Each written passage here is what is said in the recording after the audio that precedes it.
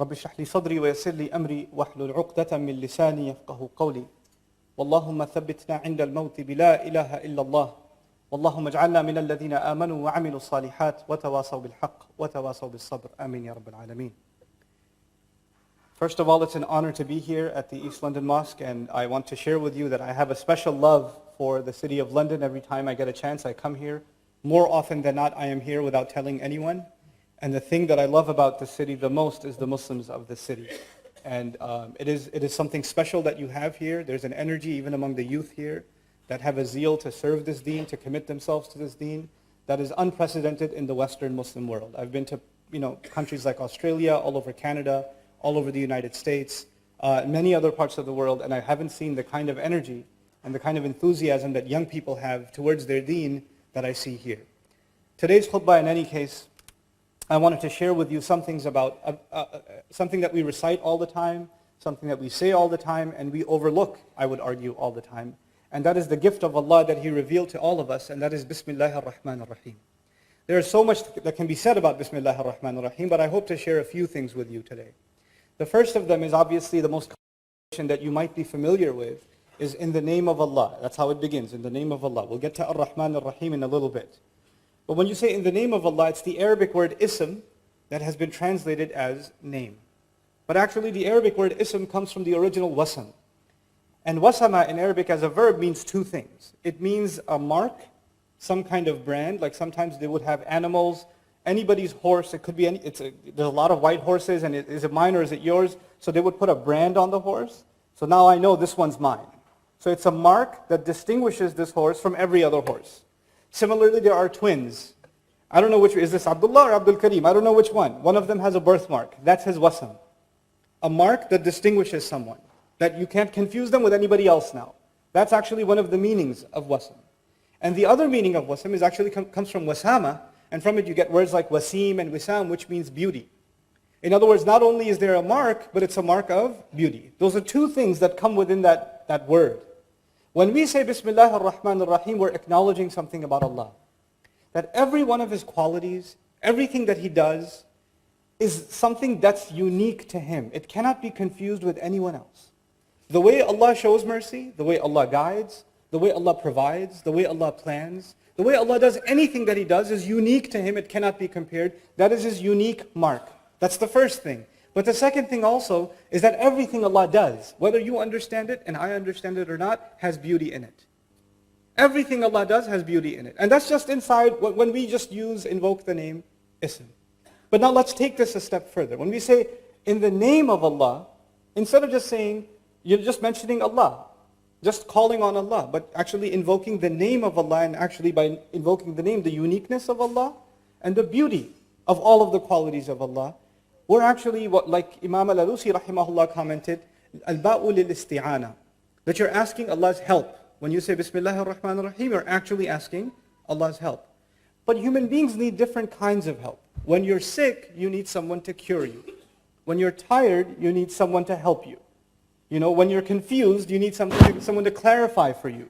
When you don't know, you need someone to educate you. When you're lost, you need someone to guide you. It's not one kind of help. If you're hungry, you don't need to be educated right now, you need to be fed. It's a different kind of help. So when you ask Allah for help, then at a different occasion, you need a different kind of help. And of course, every one of Allah's names provides a different kind of help. When Allah calls Himself Al-Hadi, the one who guides, then of course the help He will give us, that He'll guide us. When He calls Himself the provider, Ar-Razaq, Ar-Raziq and Ar-Razaq, the one who provides over and over again, then obviously He's in that name, He's going to be giving me provision. When He calls Himself Dhul Quwwatil Mateen, the one who has extended might, extended power, then I need strength, I'm weak. And I'm going to call on Allah's power to grant me some of that power myself, so I can accomplish what I need to do. So every one of Allah's names gives us a different kind of help. But when I wake up in the morning, and I'm just getting out of bed, and out of my mouth comes Bismillah ar-Rahman ar-Rahim, just like that I just say, I don't think about which name do I need right now. Do I need Allah to give me the strength to get up? Do I need Allah to guide me this morning? Do I need Allah to help me plan my day? Do I need Allah to provide me halal rizq?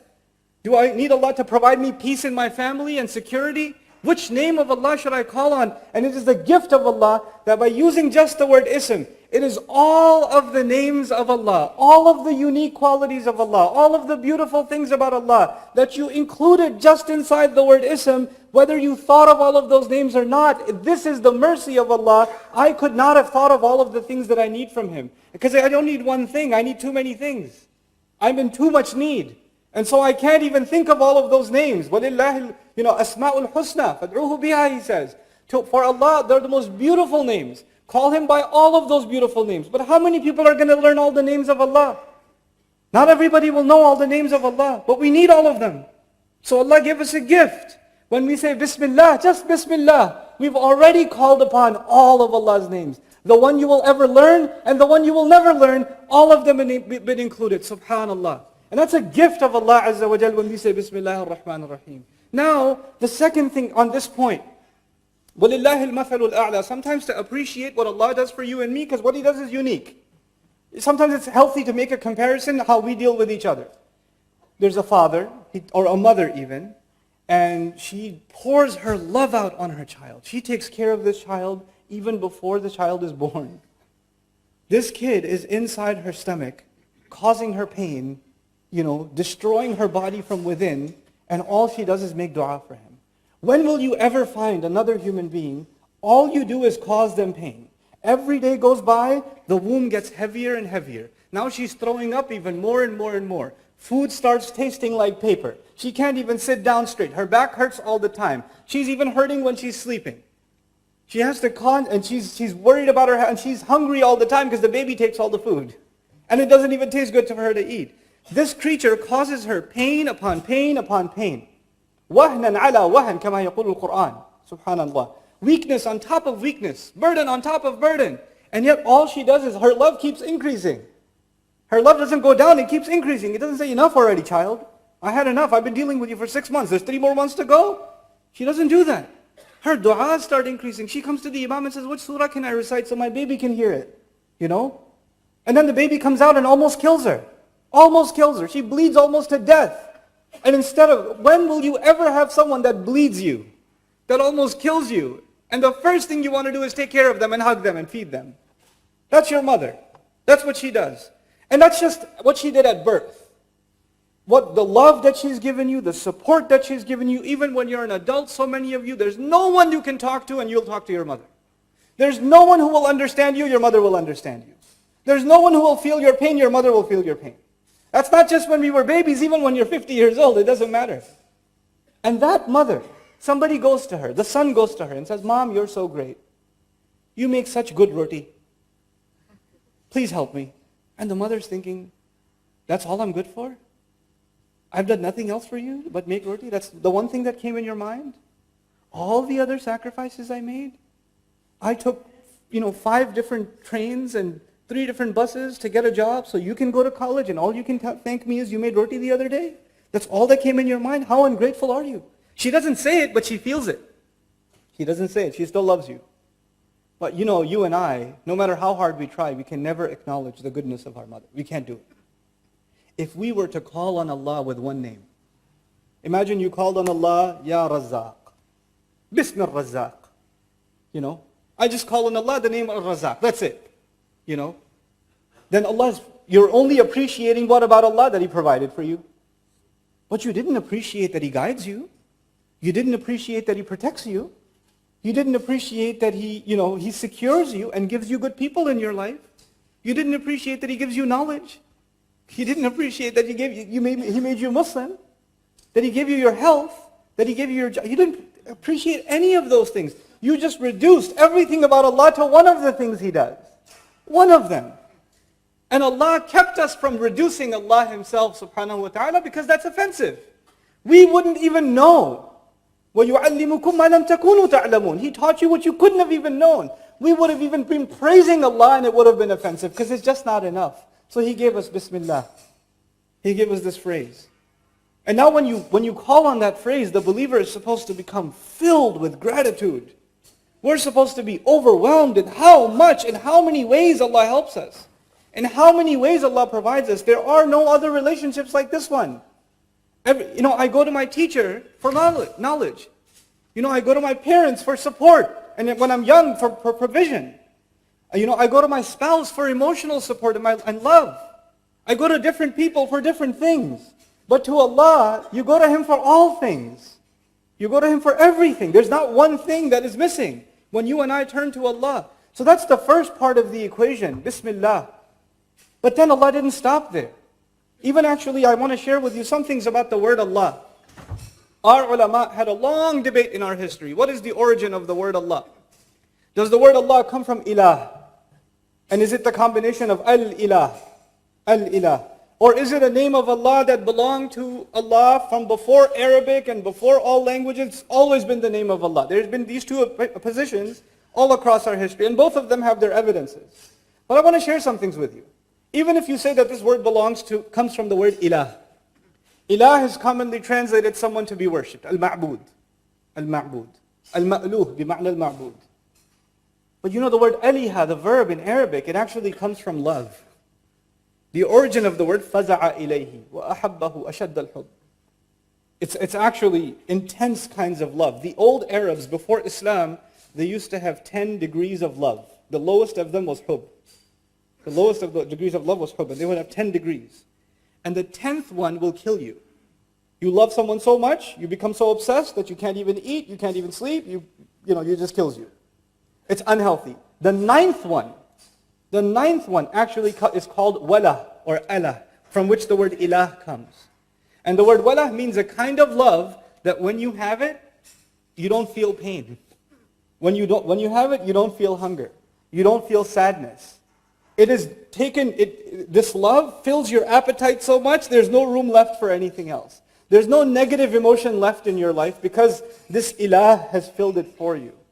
When we call upon Allah by saying Bismillah, we are expressing our love for Allah and acknowledging that if we truly have love for Allah, all of our problems are going to feel like nothing. We all have problems. Some of us have marriage problems. Some of us have problems with our children. Some of us have problems with money. Some of us have problems with health. Some of us have problems with extended family, friends. We have all kinds of problems. Some of you have legal problems. Some of you have business problems, immigration problems.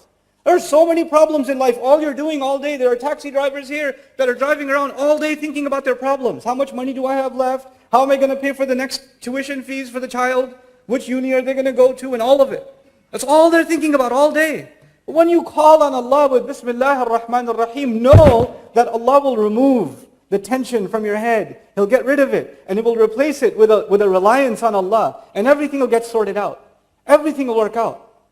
Because you have this gift that came from the heavens. This thing you recite and I recite, Bismillah ar-Rahman ar-Rahim, is not cheap. It's amazing. You know when it's used in a context? All of you know it's used in the beginnings of surahs, every time. But the one time it's used in the middle is in the story of Sulaiman. إِنَّهُ مِن سُلَيْمَانَ وَإِنَّهُ بِسْمِ اللَّهِ الرَّحْمَنِ الرَّحِيمِ. Ever think about that? Sulaiman alayhi salam is going to transfer the throne of another queen thousands of miles in the blink of an eye. And he says, this is because of Bismillah ar-Rahman ar-Rahim. This is what Bismillah ar-Rahman ar-Rahim can do. What is Allah teaching you and me? If Allah can do that when someone truly believes in Bismillah ar-Rahman ar-Rahim, then you and I have no reason to be pessimists left. A Muslim is not supposed to be depressed because he has this gift. You know, if you had, I'll tell you a secret. Think about this as an analogy. It'll help you, inshallah ta'ala. It helped me a lot. You have all these problems, money, health, family, all these issues in your life. And they only seem to be getting worse. They don't seem to be getting better.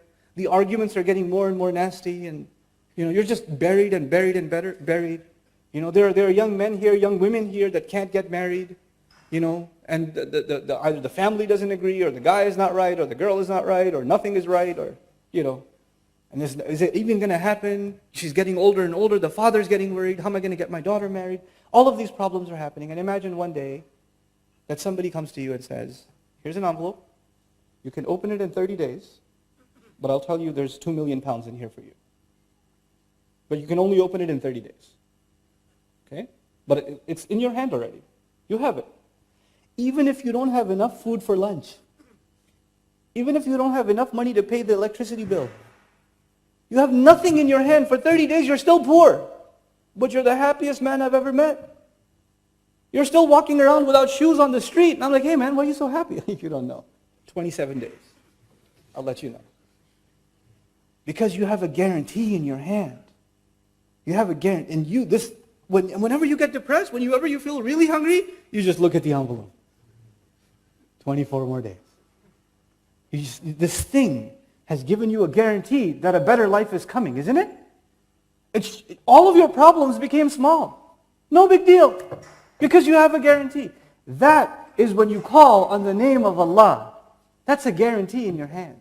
It's worth more than a few million pounds, let me tell you. It's worth a lot more than that. And it's in your hand. It's just in your hand. You just got to believe in it. That's all. Somebody else could have the same paper and say, I don't believe it, and rip it up. Never even open it. Be skeptical about it. You and I are believers. We believe in the power of Allah's names. And so I take you quickly to the next name. Of all of Allah's names, first of all, He invoked the one that makes us worship Him out of love. The word that comes from ilah. And even that name is so unique. Because the Wassam already told you that there's a uniqueness to Allah, right? In Arabic, this is a little bit of an Arabic thing, but I'll try to make it easy for you. You must have heard, if you have Arab friends or somebody speaking Arabic, when they call on someone, harfun nida hiya al-ya. You say, Ya walad, Ya rajul, Ya kareem, Ya abdullah. They say Ya all the time when they call someone. When you say Ya, you don't use al. You don't say Ya al-walad. If you want to use al, you say Ya ayyuhal walad. You don't just say Ya al-walad, you say Ya ayyuhal walad. Like Allah says, Ya ayyuhal muddathir, for example. Ya ayyuhal nabi. If you want to put alif lam there, al there, you have to say ayyuha, you can't just say Ya. But if you don't say Ya, you can say Ya Musa, Ya Isa, Ya Zakaria, Ya Yahya. Some argue the word Allah has al in it. But we say Ya Allah or no? We say it all the time. The name of Allah is so unique. You don't even do in Arabic what you do with the name of Allah anywhere else. Even the name of Allah is unprecedented. Even the way it's pronounced, Allah, when you say Allah, you don't say Allah anywhere else in Arabic. Even the way it's pronounced is unique. Even the way Allah gave us the gift of His name is to tell us you are dealing with someone like as no one else. He's like nobody else. He will help you like nobody else. He loves you like nobody else. He cares for you like nobody else. He remembers you like nobody else. He's always with you like nobody else. Everyone else will leave you. Everything else will leave you. Allah will never leave you. That's what He reminds you and me of. That's what He reminds you and me of. Now, there's a lot to talk about, like I said, but I will finish on time. I respect the fact that a lot of you have to get back to work and have other responsibilities. I have about 5 minutes left, so a few things I'll try and squeeze in about this beautiful phrase.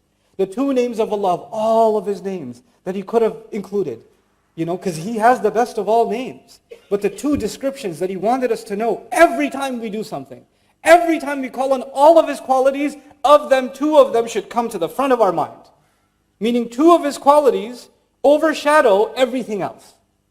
When you think of everything else about Allah, it is under these two. And those are Ar-Rahman Ar-Rahim. Ar-Rahman Ar-Rahim. What incredible two names. Ar-Rahman simply means three things. It means that Allah's love and mercy and care is extreme. Mubalagha means it's beyond what you can imagine. It also means, so it's extreme, that's the first thing. The second thing is that it's immediate. The second thing is that it's immediate, which means you don't have to wait for it. It's happening right now. And the third of the meanings of when you use fa'lan, that's the scary one, it's actually not permanent. It's extreme, it's immediate, but it's not necessarily permanent. When you say, for example, in Arabic, atshan. Atshan means thirsty. Thirst is not permanent. When you say jaw'an, jaw'an is extremely hungry. It's extreme, it's immediate, but it's not permanent. When you say ghadban, extremely angry, it's not permanent. Well, for some people it is, but yeah, for most people it's not permanent. But the beauty of the Arabic language and the beauty of how Allah chose to describe Himself, this is a kind of mubalagha. Even if it's temporary, it doesn't go away on its own. If you're thirsty, the thirst will not go away on its own until you use water. If you're hungry, hunger will not go away on its own until you eat food. If Allah is Ar-Rahman, if Allah is excessively loving, excessively caring, excessively merciful, that extreme love, mercy, and care will not go away ever until you remove it. Until you don't want it. Allah will never take it away. People don't want it sometimes. Rasulullah ﷺ one time told the Sahaba, strangest thing, the Sahaba are sitting there, and he looks at them and he says, كُلُّكُمْ يَدْخُلُ الْجَنَّةِ إِلَّا مَنْ أَبَى. So all of you are going to Jannah, except the one who refused. This like, why would? And even the Sahaba asked the same question that came in my head. وَمَنْ يَأْبَى مِنَّا يَا رَسُولَ اللَّهِ. Who's gonna refuse? Why would we refuse to go to Jannah? He says, مَنْ أَطَاعَنِي دَخَلَ الْجَنَّةِ وَمَنْ أَبَانِي فَقَدْ أَبَى مَنْ عَصَانِي فَقَدْ أَبَى. Whoever obeyed me, whoever came to me, because he's the بِالْمُؤْمِنِينَ رَؤُوفٌ رَحِيمٌ, he's the merciful messenger of Allah. Whoever came to me in obedience wanted to go to Jannah. Whoever forgot about me, disregarded me, he didn't want to go. You and I can remove ourselves from Allah's mercy. Allah will not close the door. We close the door. And sometimes you close the door for many years. Sometimes you close the door for many, many years. And then you open it. And when you open it, Allah doesn't say, why did you close it? Get lost. I don't want you anymore. He doesn't do that. The door remains open. The doors of Allah's mercy and His care and His love remain open. The last of these names is Ar-Rahim. And as I leave you with Ar-Rahim, two things I want to share with you. Ar-Rahim actually fills the void of Ar-Rahman. Ar-Rahim is a sifa mushabbaha, they say in Arabic, something that is permanent. So don't you worry. Allah will take care of you right now, immediately. And if you're worried about tomorrow, He'll take care of you tomorrow too. You know, it's human nature. If you're really hungry, and your wife says to you, what do you want to eat next week? You say, forget it, woman. What do we have right now? I don't care about next week. I'm starving right now. Once you finish eating, and your stomach is full, then you say, so what are you saying about next week? You don't think about the future if you have a problem in the present. Once your present problem is solved, then you start thinking about the future. If you haven't paid the bill yet, then you're only thinking about the bill right now. The moment you pay the bill, you start thinking, when am I going to pay next month's bill? You think about the future. What did Allah do? Allah took care of your immediate need when He said Ar-Rahman. And He took care of your future when He said Ar-Rahim. He took care of your future. Both of them. And in the right order. Because human beings, كَلَّا بَلْ تُحِبُّونَ الْعَاجِلَةِ, you love to rush. You love the things that you need right now. You're obsessed with them. أَلَا يَعْلَمُ مَنْ خَلَقَ. Doesn't He know who He created? He gave me Ar-Rahman first, then He gave me Ar-Rahim. And so I leave you with the last of these many treasures of Bismillah ar-Rahman ar-Rahim. Bismillah ar-Rahman ar-Rahim is what they call in Arabic shibhu jumla. إنها ليست jumla. It's not a sentence. It's actually what's called in English grammar a fragment. Okay, it's a piece of a sentence. For example, if I say in the car is not a sentence. If I say there's a person in the car, now that's a sentence. In the car there are a lot of people. That's a sentence. But if you just say in the car, it's not a sentence. When you just say in Allah's name, that's not a sentence. That's an incomplete thought. There's no mubtada, there's no khabar, there's actually a muta'alliq, it's just a jar majroor, the Arabic students will know. There's no fi'l. Some grammarians, when the mufassirun studied this ayah, they said, wow, this is incomplete. How do you complete it? There must be a fill in the blank. So they say it must mean abda'u bismillah ar-Rahman ar-Rahim, or abtadi'u bismillah ar-Rahman ar-Rahim. I begin with the name of Allah. You might have seen some English translations that say, I begin with the name of Allah. Even though the words I begin are not there. They're just not there. So the question is, why aren't they there? And that's what I hope to share with you now. Allah Azza wa Jal in His wisdom, the one who allaman al-bayan, right? He taught us how to speak. He knows how to speak. When He wants to make a full sentence, He will make a full sentence. When He wants to give you half a sentence, He will give you half a sentence. We don't judge Allah's speech by our standards. Our speech is judged by Allah's standards. He's the one who taught us how to speak. Subhanahu wa ta'ala. He gave us an incomplete statement on purpose, because what you do next completes it. In the name of Allah, I eat. In the name of Allah, I get out of bed. In the name of Allah, I wash my face. In the name of Allah, I get in my car. Everything you do is actually completing Bismillah ar-Rahman ar-Rahim. It is as though this beautiful gift of Allah was waiting to complete everything you do. It's the other way too. And now you know what you understand? There's lazim and malzoom. If you do anything without Bismillah ar-Rahman ar-Rahim, it's incomplete. This was a part of it. This is a part of the equation. It had to be. In small things and big things. And so, now that my time is up, inshallah ta'ala, at some other time perhaps I'll come and share with you one of the beauties of Bismillah ar-Rahman ar-Rahim in the one surah where there's no Bismillah ar-Rahman ar-Rahim, Surah At-Tawbah. But that's for another time, bi'idhnillah ta'ala. Barakallahu li wa lakum fil Qur'an al-Hakim, wa nafa'ani wa iyyakum bil ayati wa dhikr.